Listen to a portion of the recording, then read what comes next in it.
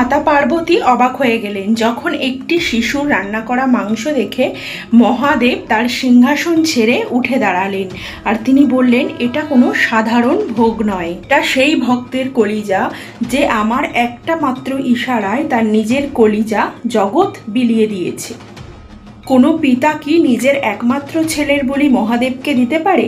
হ্যাঁ, ঠিকই শুনছেন, এটা কোনো কাল্পনিক কাহিনী। এটি তামিলনাড়ুর একটা মন্দিরের সত্য ঘটনা, যা শুনলে কোনো পাথুরে হৃদয়ের মানুষের মনও কেঁদে ওঠে। সেখানে সিরিয়ালা নামে এক শিবভক্ত ছিলেন।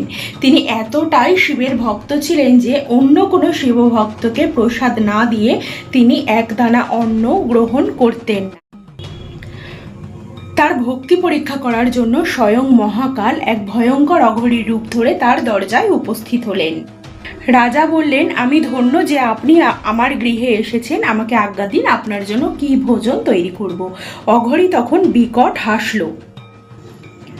অঘরী এমন এক শর্ত দিলেন যে সারা প্রাসাদের সব মানুষ ভয়ে কেঁপে উঠল। তিনি বললেন যে আমার সাধারণ কিছুতে পেট ভরে না, আমার চাই নরমাংস, এবং সেটি হতে হবে যে তার বাবা মায়ের একমাত্র সন্তান। এই কথা শুনে পুরো সভার মানুষের গায়ে কাঁটা দিল এবং তিনি তখন তার শেষ শর্ত রাখলেন যে সেই সন্তানকে কাটতে হবে, অর্থাৎ বলি দিতে হবে তার বাবা মাকে নিজের হাতে। আর সেই সময় চোখের জল ফেলা যাবে না, মানে রান্না করার সময়ও চোখের জল ফেলা যাবে না। তখন সিরিয়ালা এবং তার স্ত্রী নিজের ছোট্ট 5 বছরের সন্তানকে ডাকলেন। মা ছেলের মাথা চেপে ধরলেন আর বাবা ছুরি চালালেন। হাড় ভাঙার শব্দ হলো, কিন্তু মায়ের চোখে এক ফোঁটা জল নেই, বরং তার মুখ থেকে একটাই শব্দ আসছে, হর হর মহাদেব।